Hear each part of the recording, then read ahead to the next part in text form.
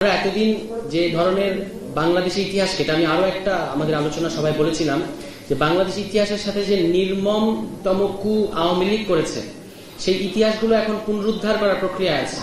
এবং এই ইতিহাসগুলো পুনরুদ্ধার করা কিন্তু আসলে শুধু ইতিহাস পুনরুদ্ধার করা না, এটা আসলে আমাদের গণরাজনীতি, যেটা আরিফ আদিব খুব যথার্থ বলেছেন একটু আগে, যে পার্টি রাজনীতি এবং গণরাজনীতি যে পার্থক্য তিনি করার চেষ্টা করেছেন, পিপলের জন্য রাজনীতি করা, আরেকটা হলো পার্টির জন্য রাজনীতি করা। তো এই গণরাজনীতি করার জন্য এই যে ইতিহাসটাকে পুনরুদ্ধার করা, এটা হচ্ছে খুব গুরুত্বপূর্ণ। কারণ আপনারা জানেন যে ইতিহাস যে কথাটা বলবে সেই কথাটাই আসলে রাজনীতিতে এসে কাজ করবে। ইতিহাস যার কথা বলবে রাজনীতিতে আপনি তাকেই অন্তত ক্ষমতার দিকে দেখতে পারবেন। এগুলো নিয়ে অনেক কথাবার্তা ইতিমধ্যে হয়েছে।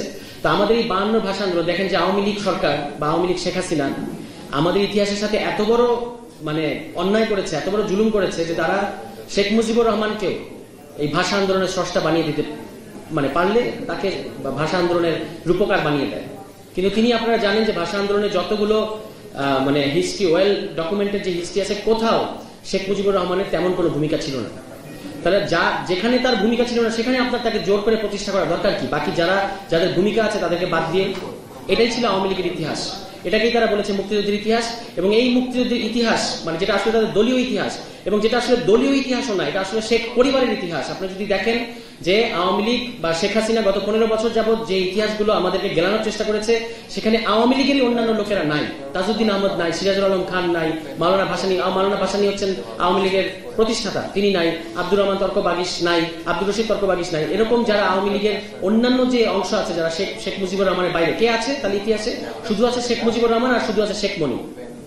এর বাইরে কিন্তু তার যে দল, যে পরিবার, তার দলের প্রতি ন্যায্যতা তৈরি করতে পারে না ইতিহাস লেখার ক্ষেত্রে, তারা কিভাবে জাতির ইতিহাস লিখবে? তারা লিখতে পারবে না এবং পারে না। এবং এই ইতিহাসটাকে তারা এই যে ইতিহাস নিয়ে যে ভয়ঙ্কর কর্মকাণ্ড করলো গত 15 বছর, এটার সাথে তারা যেভাবে দেশ শাসন করেছে তার সরাসরি সম্পর্ক আছে। রাজাকারের বাচ্চা নিয়ে অনেক কিছু তারা আমাদের বক্তারা বলেছেন, আপনারা শুনেছেন। এই রাজাকারের বাচ্চা বলাটা খুব নিরীহ ব্যাপার না।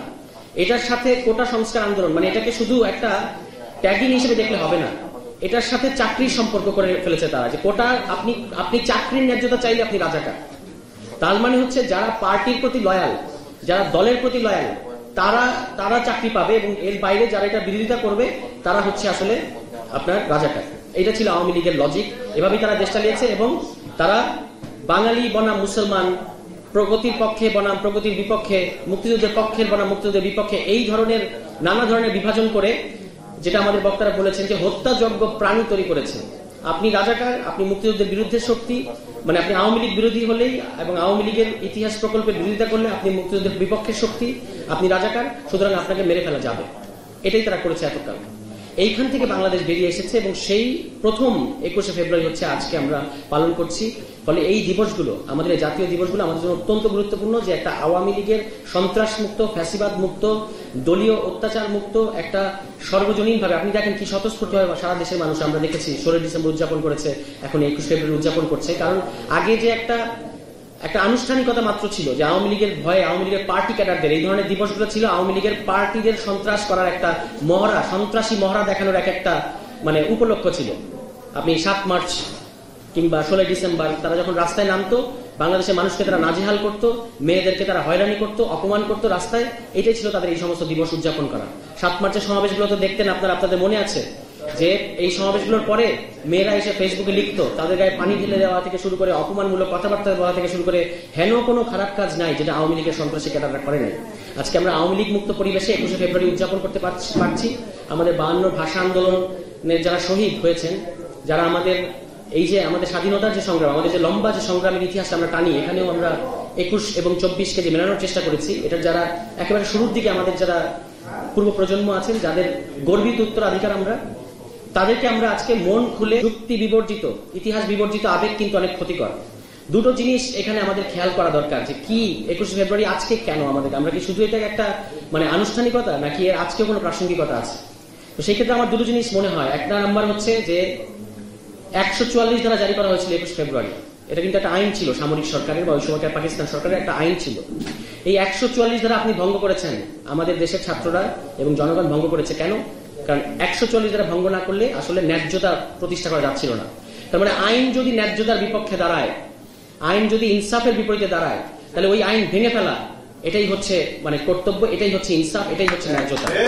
সুতরাং আজকেও দেখেন, এটা প্রাসঙ্গিকতা আমি এই কারণে বললাম যে আজকেও বাংলাদেশে যে আইন, যে সংবিধান, এই সাংবিধানিক কাঠামো, এই আইনি কাঠামো দীর্ঘদিন যাবৎ এখানকার বাংলাদেশের মানুষের, জনগণের বিরুদ্ধে দাঁড়িয়ে আছে। কোন রকম জাস্টিস, কোন রকম ইনসাফ প্রতিষ্ঠা করতে ব্যর্থ হয়েছে আইনি কাঠামো। এই আইনি কাঠামোর মধ্যে লজিক দিয়ে তারা আমাদেরকে ক্রসফায়ার করেছে। তারা বলেছে যে আপনি যদি 46 নম্বর অনুচ্ছেদ পড়ে দেখেন, সেখানে বলা হচ্ছে যে রাষ্ট্রের প্রয়োজনে আইন শৃঙ্খলা রক্ষার স্বার্থে যে কোনো ব্যক্তির যে কোনো কাজকে তারা ভ্যালিড করতে পারবে। তার মানে যখন মাদকের বিরুদ্ধে যুদ্ধ চলেছে, তো এখানে মাদকের বিরুদ্ধে যুদ্ধ যদি এবং মিডিয়া ন্যারেটিভ গুলো এরকম ছিল কিন্তু যে মাদকের এক গ্রুপ আরেক গ্রুপকে হত্যা করছে, এটা বসে বসে ওবায়দুল কাদের সেলিব্রেট করেছেন। তার মানে ওই মাদকের এক গ্রুপ যে হত্যা করলো, এইটা হচ্ছে আপনার ওই সময় রাষ্ট্রের নিরাপত্তার স্বার্থে ওটা যৌক্তিক। 46 অনুচ্ছেদ দ্বারা তারা চাইলে এগুলো ন্যায্যতা করতে পারবে। সুতরাং আমরা এই কারণে বলেছি যে এই সংবিধান যে কিনা বাংলাদেশের তিনটা ভুয়া নির্বাচন আটকাতে পারে নাই, বাংলাদেশের মানুষের গুম হওয়া থেকে রক্ষা করতে পারে নাই।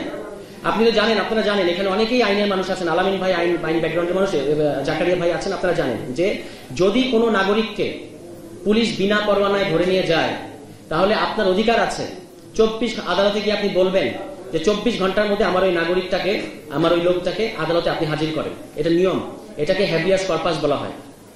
এই নিয়মটাকে তারা বিধানগুলি দেখিয়েছে কিন্তু এতদিন। তার মানে এই সংবিধান আপনাকে এই প্রোটেকশন দিতে পারে নাই। সাংবাদিক, আপনার এখানে আমাদের অনেক সাংবাদিক ভাইরা আছে, আপনার সাংবাদিক কাজলের সাথে কি ঘটেছিল খেয়াল করে দেখেন। কতদিন তিনি গুম ছিলেন, তারপর তাকে 8 মাস সম্ভবত গুম ছিলেন। গুম থাকার পরে তাকে সীমান্তে অনুপ্রবেশকারী মামলা দিয়ে দেখানো হলো, ওই মামলায় জামিন দেওয়া হলো এবং সাথে সাথে গ্রেফতার করা হয় এবং তার সাথে সাথে আবার তাকে জেলে পাঠানো হলো। এই হলো মানে এই যে দেখেন আইন আর বেআইনের যে ফারাকগুলোকে এমন ভাবে একাকার করে দিয়েছিল আওয়ামী লীগ। গুম একটা বেআইনি ঘটনা, আর ধরে নিলাম জিনিস নিরাপত্তা আইন একটা আইন। তাহলে বেআইনি একটা ঘটনার মধ্য দিয়ে যাকে তারা এতদিন গুম করে রেখেছিল, সেই লোকটাকে তারা 8 মাস পরে জনসম্মুখে এনেছে, আনার পরে আপনার আবার মামলা দিয়ে গ্রেফতার করে জেলে পাঠিয়েছে। তাহলে বেআইন আর আইনের যে ফারাক থাকতে হবে একটা রাষ্ট্রে, এটাকে তারা একাকার করে দিয়ে ভেঙে ফেলেছিল। এবং একদিন আপনারা জানেন আন্তর্জাতিক সনদ অনুযায়ী যদি কেউ 24 ঘন্টা কাউকে যদি বিনা পরোয়ানায় যদি তার কাস্টডি পুলিশ স্বীকার না করে, যদি একদিন তাকে কোথাও গোপনে আটকে রাখে, তাহলে সেটাই গুম। তাহলে আপনি বুঝে দেখেন সাংবাদিক কাজল সহ এরা কত বড় বড় গুমের শিকার হয়েছে, মুশতাক সহ আরো অনেক কতগুলো ঘটনা ঘটেছে। এখনো আমরা জানতে পারছি যে গুম কমিশনের রিপোর্টে 1600-র বেশি লোকের আপনার অভিযোগ জমা পড়েছে। তাহলে এই সংবিধান আপনাকে প্রোটেকশনটা দিতে পারেনি। তাহলে আজকে যখন ছাত্ররা বলছে, কি কারণে ছাত্ররা গাত্রদাহের শিকার হচ্ছে, আপনাদেরকে বুঝতে হবে। মানে কেন আপনাদের এই কথাগুলো। আমি কালকে এক বিএনপির বর্ষিয়ান নেতার সাথে একটা আলোচনায় আমি ছিলাম, আমি তাদের কথা হতবাক হয়ে যাই যে তারা কি বলেন, তারা কি ইতিহাস আমাদেরকে গেলাতে চান। তারা বলছেন যে আমরা 72 সংবিধান বিরোধিতা করি, এই জন্য আমরা নাকি স্বাধীনতা বিরোধী, আমরা নাকি বাংলাদেশের ইতিহাসকে স্বীকার করি না। অথচ তিনি নিজে 90-এর ছাত্র আন্দোলনের একজন অন্যতম গুরুত্বপূর্ণ ছাত্র নেতা ছিলেন। তা আমি তাকে জিজ্ঞেস করলাম যে ভাই, আপনারা যে 3 জোটের রূপরেখা দিলেন রাজনৈতিক দলগুলো, এই 3 জোটের রূপরেখাগুলো বাস্তবায়ন হলো না কেন? তখন তো আপনারা বলেছিলেন মৌলিক অধিকার বিরোধী কোনো আইন করা যাবে না। তাহলে মৌলিক অধিকার বিরোধী আইন বাংলাদেশে হলো কেন এরপরে? আপনারা বলেছিলেন সুষ্ঠু নির্বাচনের বাইরে একদিনও কেউ ক্ষমতায় থাকতে পারবে না। তাহলে কিভাবে এরকম? আপনারা নিজেরা 92 সালে মাগুরা উপনির্বাচন করলেন প্রশ্নবিদ্ধ, 95 সালে আপনারা একটা প্রশ্নবিদ্ধ নির্বাচন করলেন, আওয়ামী লীগ সরকার 3টা এরকম নির্বাচন করলো। কিভাবে এটা ঘটতে পারলো? এই গণঅভ্যুত্থানের পরে এটা ঘটতে পারলো। তার কারণ হচ্ছে তারা একটা গণঅভ্যুত্থানকে সাংবিধানিক ধারাবাহিকতার নামে একটা আবারও রেজিম চেঞ্জে পাঠিয়ে দিয়েছে। এবং খেয়াল করে দেখেন বাংলাদেশের রাজনৈতিক দলগুলা, আরিফ আদিবকে আমি ধন্যবাদ জানাই যে তিনি একটা অত্যন্ত গুরুত্বপূর্ণ জিনিস আমাদের সামনে তুলে এনেছেন, যে এই রাজনৈতিক দলগুলা যারা অষ্টপ্রহর আমাদেরকে জ্ঞান দেয় যে আমরা রাজনীতি বুঝি না, আর তারা মহা রাজনীতি বুঝে, তারা এরশাদকে, যাকে আমাদের ছাত্র জনতা পতন ঘটিয়েছে, সেই এরশাদকে তারা মৃত্যুর শেষ দিন পর্যন্ত রাজনীতি করতে দিয়েছে। এখনো তারা বলতেছে যে শেখ হাসিনাকে আসতে দিবে তারা, শেখ হাসিনা আওয়ামী লীগ নির্বাচন করুক, জনগণ নাকি সিদ্ধান্ত নিবে। এটা নাকি আমরা নাকি বলতে পারবো না যে আওয়ামী লীগের বিরুদ্ধে, মানে আওয়ামী লীগের নিষিদ্ধ কিংবা নিবন্ধন বাতিলের দাবি নাকি করা যাবে না, জনগণ নাকি নির্বাচনের মাধ্যমে সিদ্ধান্ত নেবে। আরে ভাই, এখন তো বলতে হয় যে আমরা কি বোকা নাকি? 5 অগাস্টে তো আমরা ইতিমধ্যেই তো এই জনগণ তো আওয়ামী লীগের বিরুদ্ধে রায় দিয়েছে। আওয়ামী লীগের বিরুদ্ধে রায় হচ্ছে আওয়ামী লীগ একটা পলাতক দল, আওয়ামী লীগ বাংলাদেশ থেকে পালিয়ে গেছে, তারা এখন পরিষ্কার ভাবে ভারতের এজেন্ট। আবার নির্বাচনের মাধ্যমে নির্বাচনে এখানে এনে নির্বাচনের মধ্যে দিয়ে আবার আমাদের প্রমাণ করতে হবে যে আমরা আওয়ামী লীগকে চাই না, আমাদেরকে রাজনীতি শেখাতে আসবেন না। আপনারা 36 বছর ফেল করেছেন বলে 36 দিনের আন্দোলন সফল হয়েছে।